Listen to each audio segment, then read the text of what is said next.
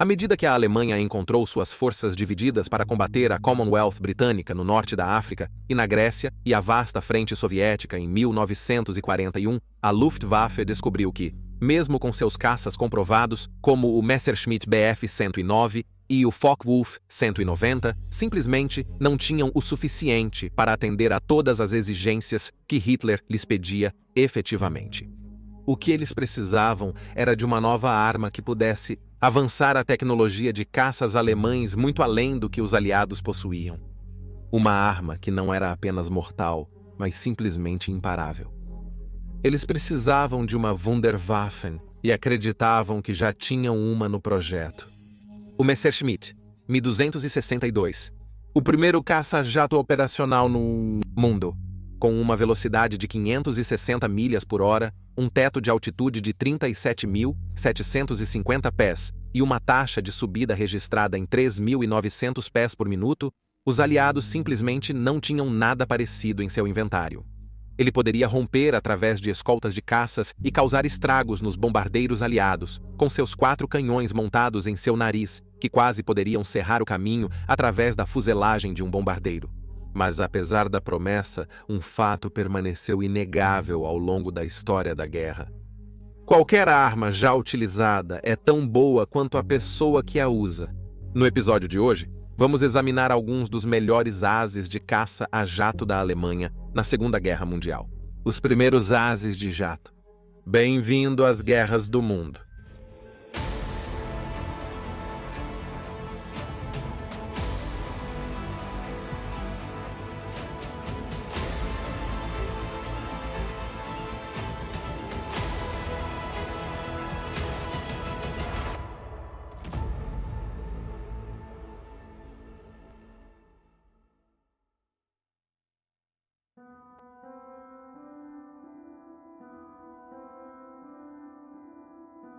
Em 11 de abril de 1944, o Erprobungskommando 262 foi formado em Lechfeld para introduzir o 262 ao combate. Pouco mais de um mês depois, em 26 de julho, um 262 decolou para interceptar uma aeronave de reconhecimento RAF Mosquito, um alvo notoriamente difícil para os caças a pistão da Luftwaffe engajarem devido à alta velocidade e desempenho de altitude do Mosquito.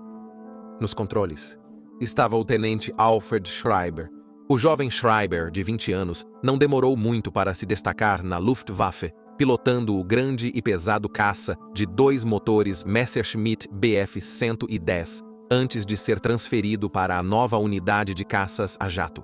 Tendo avistado o Mosquito do Esquadrão 540 da RAF, ele iniciou seu ataque, alvejando o avião de reconhecimento desarmado com canhão de 20 mm. Fogo. Durante seu ataque, ele observou a escotilha frontal sendo ejetada da fuselagem dianteira, atingindo a asa e a cauda à medida que saía, e deduziu que a tripulação estava se ejetando. Ao retornar para Lechfeld, ele relatou aos seus superiores que havia conseguido a primeira vitória para o 262 e foi reconhecido como tal na Luftwaffe a partir de então. No entanto, a história contestaria isso, pois mais tarde se descobriu que a escotilha caiu devido a danos causados por suas armas, e o Mosquito ferido conseguiu voltar cambaleando para sua base na Itália, onde fez um pouso forçado. Como a aeronave de fato foi perdida, muitos historiadores ainda consideram isso como a primeira vitória a jato. No entanto, com os pilotos e qualquer inteligência que eles haviam coletado sobrevivendo, outros discordam. Independentemente de onde você se posiciona sobre o assunto, uma coisa que Schreiber conseguiu naquele dia foi enviar ondas de choque através das forças aéreas aliadas, com a história de um avião sem hélice, lutador mais rápido que um mosquito, se espalhou como um incêndio. Muitos pilotos aliados até se recusaram a acreditar nisso, até serem confrontados com as filmagens da câmera de arma do novo tipo de combates adicionais com o 262. Schreiber rapidamente construiria sua nova fama dentro de sua unidade. E logo, ele derrubaria 4 aeronaves adicionais, levando sua pontuação além da cobiçada marca de 5 abates, o mínimo geralmente acordado para ser rotulado como um as. Suas reivindicações cobrem 3 Supermarines Spitfires, um dos quais era um tipo de reconhecimento de alta velocidade, operado por americanos, marca 11. Seu 5º abate ocorreu em 28 de outubro de 1944. quando ele derrubou um P-38 Lightning, novamente configurado para reconhecimento, com seu piloto, o segundo-tenente Eugene Selza Williams, saltando e sendo capturado. Prisioneiro, ansioso por sucesso e prova de que o projeto 262 estava dando frutos, Schreiber foi ordenado a relatar pessoalmente ao chefe da Luftwaffe, Hermann Göring, que então poderia transmitir a história do primeiro as de jato do mundo para o próprio Hitler. No entanto, o sucesso de Schreiber e de seu camarada não passou despercebido pelos aliados, e Lichtenfeld logo se tornou o assunto de um muito intenso bombardeio dos aliados. Tantos quanto 60-262 seriam destruídos no chão, bem como grande parte do complexo equipamento de suporte necessário para mantê-los operacionais. Mas os 262 continuaram a ser produzidos, muitas vezes em fábricas subterrâneas, usando o trabalho escravo dos países que a Alemanha ainda ocupava.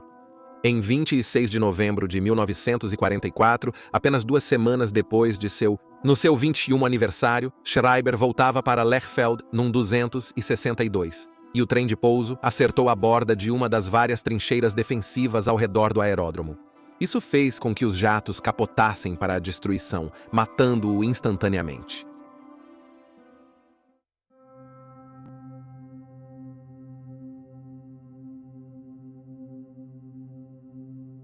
Nascido em 25 de maio de 1913 em Sommerfeld, perto de Leipzig, Heinrich Bahr era apaixonado pela ideia de voar desde cedo. E com a Alemanha inicialmente proibida de possuir uma força aérea considerável pelo Tratado de Versalhes, ele tentou se tornar uma companhia aérea civil, piloto, mas isso se mostrou financeiramente impraticável.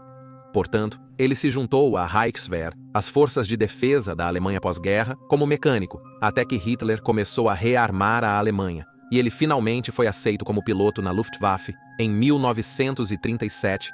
Com o início da guerra, em vez de lutar na Polônia em setembro de 1939, sua unidade, voando o Messerschmitt Bf-109I, um excelente caça em seu dia, foi encarregada de patrulhar a fronteira franco-alemã contra aeronaves britânicas e francesas. Em 25 de setembro de 1939, ele avistou um Curtiss P-38 Hawk da Força Aérea Francesa e o atacou com fogo de metralhadora, derrubando o caça francês em chamas e dando a ele sua primeira vitória em combate aéreo. No ano seguinte, na batalha pela França, ele adicionaria mais 2 franceses, aviões à sua contagem antes de participar da Batalha da Grã-Bretanha, onde, no intenso combate, ele derrubou 10 aeronaves da RAF. No entanto, ele mal saiu ileso, e em mais de uma ocasião ele retornou à base com uma aeronave gravemente danificada. Então, em 2 de setembro de 1940, ele foi abatido sobre o Canal da Inglaterra, mas foi resgatado e levado de volta à sua base, retornando para casa como um herói. Bem-vindo, reporte-se pessoalmente a Hermann Göring. Essa reunião não correu bem. Bahr, como muitos de seus camaradas de armas, estava cada vez mais frustrado com o andamento da Batalha da Grã-Bretanha, e após uma observação irônica para Göring, o comandante da Luftwaffe o dispensou de sua vista, mas nunca esqueceu o piloto insubordinado, para grande prejuízo de Bahr. Göring não foi o único oficial superior a receber menos do que o nível de respeito esperado, de Bahr, cuja coragem no ar era igualada por sua franqueza no chão quando via coisas que considerava serem erros de liderança. No entanto, com sua habilidade como piloto de caça, ele foi tolerado enquanto continuava lutando contra a RAF no Oeste. Foi na frente oriental que Bahr alcançaria um status quase lendário com sua contagem de abates, voando o modelo mais recente, Bf-109F. Aumentou exponencialmente. Em 1942, Bahr, com 80 abates em seu crédito, agora estava entre os 5 principais ases de combate da Luftwaffe. Apenas no dia 19 de maio de 1942, ele derrubou 5 aviões soviéticos, o que deveria ter tornado ele muito mais celebridade na sociedade alemã nazista do que ele era, mas sua insubordinação limítrofe em relação a muitos de seus superiores, que eram membros linha dura do partido nazista, muitas vezes viu ele ser deixado de lado em favor de pilotos mais politicamente aceitáveis, mas talvez não tão bem-sucedidos na propaganda alemã. A partir de junho de 1941, Bahr foi transferido para o norte da África, onde as forças alemãs lutavam não só contra o Commonwealth britânico, mas também contra as novas tropas americanas. No norte da África, Ele continuou a provar sua habilidade, vez após vez, mas no final, tudo foi em vão, pois Hitler havia perdido o interesse na campanha do norte da África, focando-se na União Soviética. Barr, como muitos soldados alemães na África do Norte, sentiu-se esquecido à medida que ficavam sem suprimentos e foram forçados a recuar por um número crescente de soldados aliados. Eventualmente, a unidade de Barr recuou para a Europa enquanto a África do Norte caía. Os aliados, colocando-o em uma profunda depressão na qual ele perdeu parte de seu espírito de luta. Isso proporcionou a Göring uma oportunidade de vingança pelas observações anteriores de Barr, e ele foi disciplinado por covardia diante do inimigo. Göring até se responsabilizou pessoalmente por sua destituição de comando, mas não conseguiu afastá-lo totalmente, já que a Alemanha precisava de todos os pilotos habilidosos disponíveis. Em breve, Barr estava pilotando caças Focke-Wulf Fu-190 defendendo o Reich do intenso bombardeio aéreo dos bombardeiros aliados. Em 22 de abril de 1944, ele derrubou um bombardeiro americano, B-24, Liberator, o que elevou seu total para 200 vitórias. Agora, livre das acusações de covardia de Göring, Barr logo estava novamente comandando unidades de caça à medida que a guerra se arrastava cada vez mais a favor dos aliados. Dada sua extraordinária habilidade, decidiu-se que Barr deveria se juntar às fileiras dos pilotos do Mi-262, e em fevereiro de 1945 ele recebeu ordens para assumir o comando da unidade de treinamento do tipo em Lechfeld. Tal era a situação desesperadora em que a Alemanha se encontrava naquela época. Seus instrutores frequentemente voavam em missões de combate entre o treinamento de novos pilotos, e Barr não foi exceção. Em 14 de março de 1945, Barr reivindicou seu primeiro sucesso no caça a jato, derrubando um P-50 e um Mustang. 2 dias depois, ele reivindicou um Liberator, e 3 dias depois disso, ele reivindicou outro de cada tipo na mesma missão. Em 19 de abril de 1945, em 2 voos separados no 262, ele destruiu 3 bombardeiros B-26 Marauder, mas, tão tarde na guerra, tais vitórias eram vazias para os aliados. Superavam frequentemente a Luftwaffe em número. Menos de 4 dias depois, após repetidos ataques em Lechfeld, Barr foi forçado a se mudar para Munchenheim, sob o comando do carismático Adolf Galland, que até aquele momento já havia abatido 5 aviões aliados no 262. Barr e Galland eram semelhantes em muitos aspectos, pois ambos tinham desprezo por lideranças incompetentes, e como tal, ambos haviam sentido a fúria ao longo de suas carreiras. Naqueles últimos dias desesperados, os pilotos deram o melhor de suas carreiras, sabendo o tempo todo que estavam lutando uma batalha que, no final, seria perdida. Ainda pior, juntamente com os repetidos ataques aéreos tentando destruir seus jatos no chão, os pilotos do 262 também tiveram que lidar com uma força de caças aliados numericamente superior, que agora havia desenvolvido táticas especificamente para combatê-los, sendo a mais favorecida seguir eles de volta à sua base e atirar neles enquanto tentavam pousar, com pouco combustível para lutar. Em 26 de abril de 1945, Galland entrou em combate contra uma formação de bombardeiros B-26 e caças P-47, Thunderbolt. Galland derrubou 2 B-26, mas foi surpreendido por um P-47 que danificou gravemente seu jato e feriu seu joelho. Apesar disso, ele conseguiu voltar mancando para a base, apenas para descobrir que estava sob ataque de mais Thunderbolts, e ele caiu com seu 262 sob forte fogo. Fora da luta, Galland colocou Barr no comando, sabendo que a guerra estava a apenas dias de terminar, já que os aliados estavam se aproximando rapidamente. Entre os dias 27 e 29 de abril, Barr derrubaria mais 3 P-47s, elevando seu número total de abates no 262 para 16. A Alemanha agora estava desmoronando, e de sua cama de hospital, Galland ordenou que Barr e seus homens se rendessem às unidades americanas próximas. Não havia sentido em jogar suas vidas fora por uma causa perdida, depois que Hitler cometeu suicídio em Berlim no dia 30 de abril. No entanto, oficiais nazistas linha dura queriam que Barr continuasse até o fim, mas demonstrando seu típico desprezo por oficiais superiores indignos, ele se recusou algo que quase o fez ser baleado na véspera do fim da guerra. Na manhã de 4 de maio, Barr fez um discurso para seus homens, informando-os de que a guerra deles havia terminado. Começaram rapidamente a destruir seus antes exaltados jatos de combate e muitos de seus registros antes de se renderem à tarde e serem feitos prisioneiros. Após a guerra por um longo tempo, Barr, com suas 16 vitórias, foi reconhecido como o as dos jatos com maior pontuação da Segunda Guerra Mundial. Ele continuou voando como civil bem até a década de 1950, até que em 18 de abril de 1957, ele foi morto quando uma aeronave que estava testando não conseguiu se recuperar de uma rotação plana.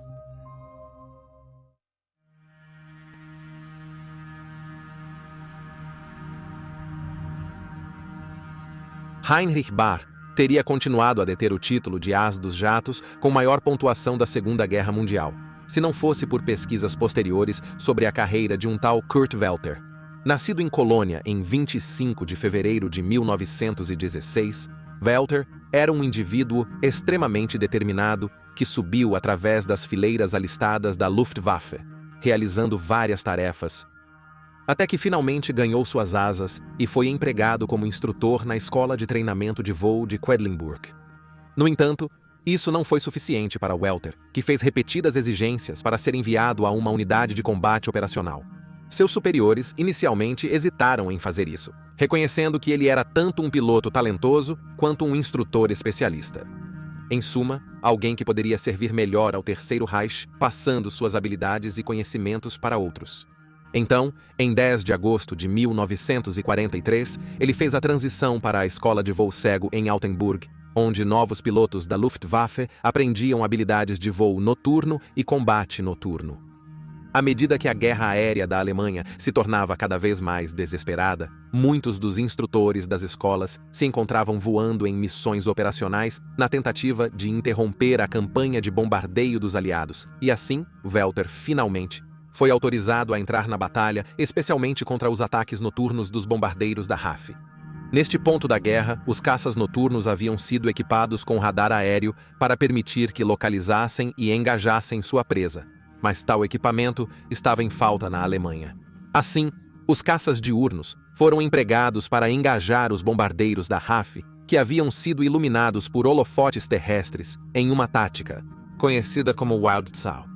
Apesar do obstáculo técnico de não ter radar, a habilidade de Welter, sua visão aguçada e sua habilidade natural de caça fizeram sua lista de vitórias disparar enquanto estava envolvido em operações Wildschau. Em sua primeira missão sozinho, ele é creditado por abater 2 bombardeiros pesados de 4 motores sobre Hanover, e ele repetiu esse sucesso em sua terceira missão operacional, provando que ele não era apenas uma coruja noturna. Ele também executou várias missões diurnas contra o UCAF, abatendo 2 caças P-50 e um Mustang em um único dia. Até se especulou que Welter foi responsável por abater um mosquito pilotado pelo comandante de ala Guy Gibson, o homem que liderou o ataque dos Dambusters.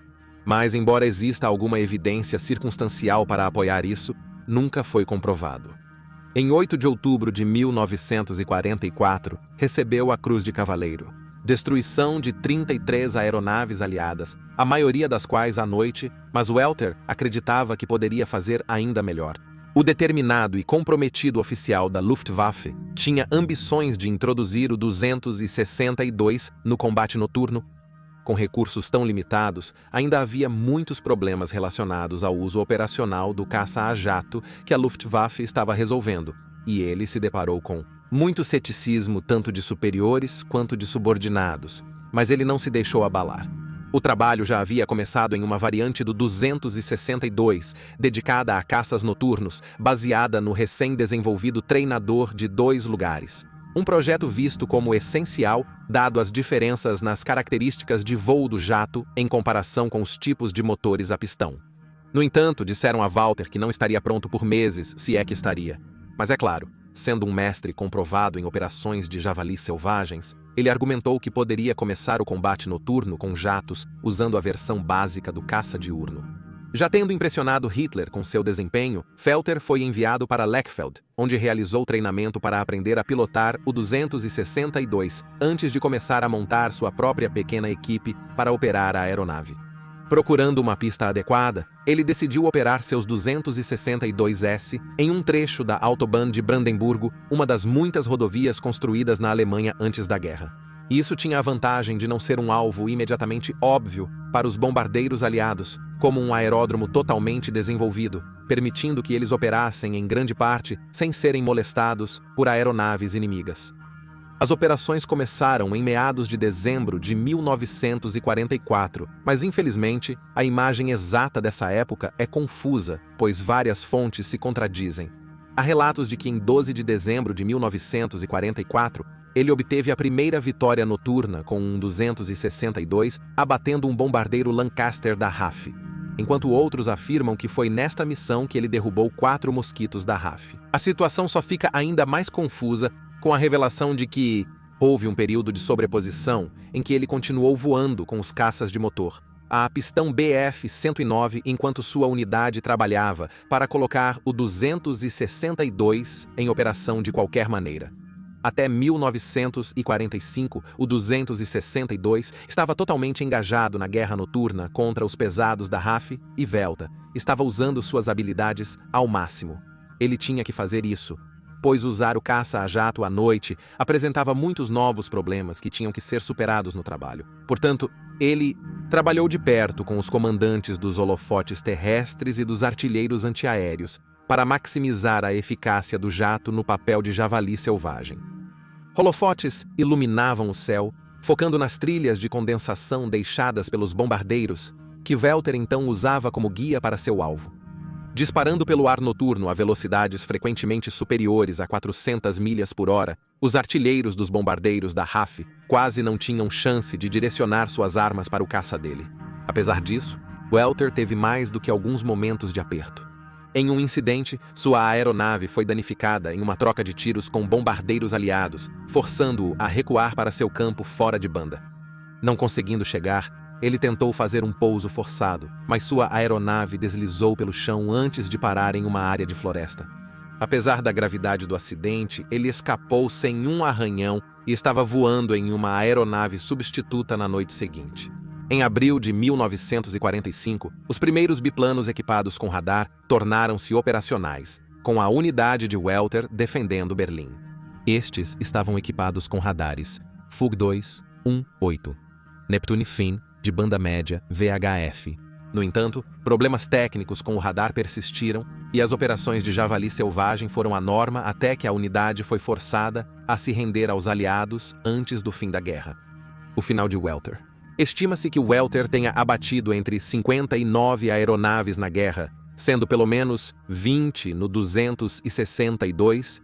Essas 20 são vitórias confirmadas na análise pós-guerra, mas acredita-se que Welter tenha reivindicado pelo menos mais 6. É difícil entender por que a carreira de Welter no 262 passou quase totalmente despercebida por tanto tempo, mas, independentemente disso, com 20 vitórias, ele é o as do jato com maior pontuação da Segunda Guerra Mundial.